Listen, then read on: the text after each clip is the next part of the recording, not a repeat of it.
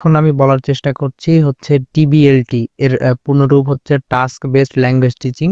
এই language teaching এর ক্ষেত্রে মূলত এটা একটা মেথড, যে মেথডে গ্রামার ভোকাবুলারির জায়গায় সরাসরি এভাবে গ্রামার বা ভোকাবুলারি শেখানোর জায়গায় স্টুডেন্টদের টাস্ক দেওয়া হয়, রিয়েল লাইফ সিচুয়েশন ক্রিয়েট করে দেওয়া হয়। ঠিক আছে, তারপরে সেখানে তাদেরকে এনকারেজ করা হয় যে অ্যাক্টিভ পার্টিসিপেশনের মাধ্যমে তাদের হচ্ছে প্রবলেম সলভিং করার জন্য বা কমিউনিকেশন স্কিল বাড়ানোর জন্য আর কি এনকারেজ করা হয়। ঠিক আছে, তো এখানের মানে এই যে মেথডটা, এই মেথডের যে মূল যে ক্যারেক্টারিস্টিক্স গুলো, তার মধ্যে প্রথম যে ব্যাপারটা থাকে সেটা হলো যে টাস্ক সেন্টার্ড লার্নিং হয়। ঠিক আছে, যে টাস্ক বেসড কথাটা থেকেই তো আমরা বুঝতে পারছি, ঠিক না, যে হচ্ছে যে এখানে মূলত একটা নির্দিষ্ট একটা টাস্ক দেওয়া হবে, রিয়েল লাইফ একটা সিচুয়েশন দেওয়া হবে, অ্যাক্টিভিটিস দেওয়া হবে, যেখানে স্টুডেন্টরা সেটাকে ফুলফিল করবে। ঠিক আছে, সাপোজ উদাহরণস্বরূপ অর্ডারিং ফুড এট এ রেস্টুরেন্ট। ঠিক আছে, মানে একটা রেস্টুরেন্টে কিভাবে ফুড অর্ডার করা যায় তা এখন ওই স্টুডেন্টদের এরকম একটা রিয়েল লাইফ সিচুয়েশন দেওয়া হলো, তারপরে তারা কিভাবে কমিউনিকেট করছে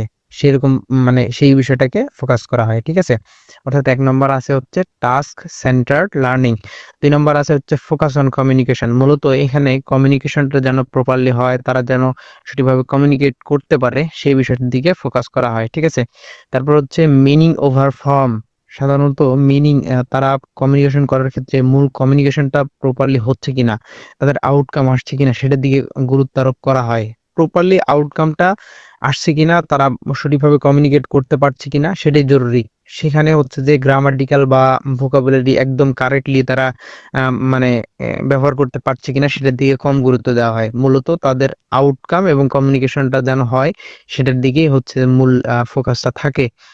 আসলে হয় কি, যে যখন একটা মানুষ স্বাভাবিকভাবে কমিউনিকেশন করতে করতে তার শুরুতে ভুল হয়, ভোকাবুলারি দেখা যাচ্ছে মিস্টেক্স হয়, গ্রামাটিক্যাল মিস্টেক্স হয়, কিন্তু সময়ের সাথে সাথে যখন সে রিয়েল লাইফ সিচুয়েশনে কমিউনিকেশনটা করতে থাকে তখন সময়ের সাথে সাথে এটা ইমপ্রুভমেন্ট হয়ে যায়। এই জন্য মূলত টাস্ক বেসড ল্যাঙ্গুয়েজ টিচিং এ মূলত ফোকাস করা হয় হচ্ছে যে যেন কমিউনিকেশনটা প্রপারলি হয় সেটার দিকে আর কি ফোকাস করা হয়। তারপর হচ্ছে 4 নম্বর যে ব্যাপারটা সেটা আসে হচ্ছে যে রিয়েল লাইফ কনটেক্সট, মানে দেখা যাচ্ছে যে একটা নির্দিষ্ট রিয়েল লাইফ কনটেক্সট ক্রিয়েট করে দেওয়া হয়, রিয়েল লাইফ একটা সিচুয়েশন ক্রিয়েট করে দেওয়া হবে যেখানে হচ্ছে স্টুডেন্টরা কমিউনিকেট করবে বা কনভারসেশন করবে। ঠিক আছে, আর 5 নম্বর যেটা ব্যাপারটা সেটা হলো যে অ্যাক্টিভ স্টুডেন্ট পার্টিসিপেশন। তারা হচ্ছে অ্যাক্টিভলি রোল প্লে করবে এবং রোল প্লে এর মাধ্যমে তাদের কোঅপারেশন, একে অপরের সাথে কোঅপারেট করবে, প্রবলেম সলভিং করবে এবং কমিউনিকেশনটা প্রপারলি তারা করার চেষ্টা করবে।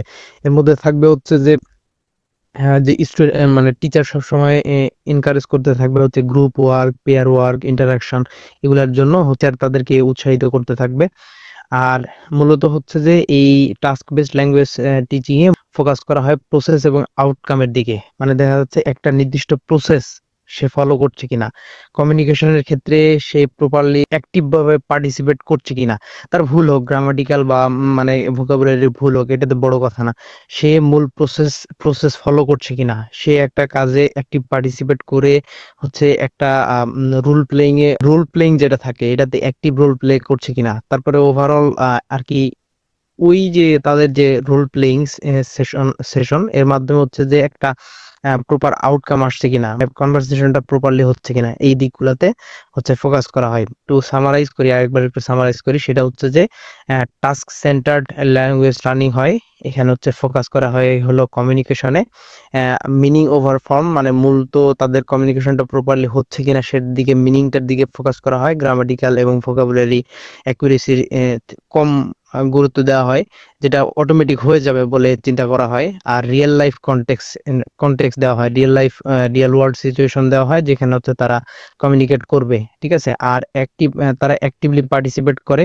এবং 6 নম্বর যে ব্যাপারটা সেটা হলো যে focus on process and outcome. Overall তাদের মধ্যে কমিউনিকেশনটা প্রসেসটা ঠিকঠাক হচ্ছে কিনা সেটার দিকে ফোকাস রাখে হচ্ছে টিচার। এবং ওভারঅল তাদের যে প্রেজেন্টেশন সেটাকে ইভ্যালুয়েট করে হচ্ছে যে টিচার। ঠিক আছে,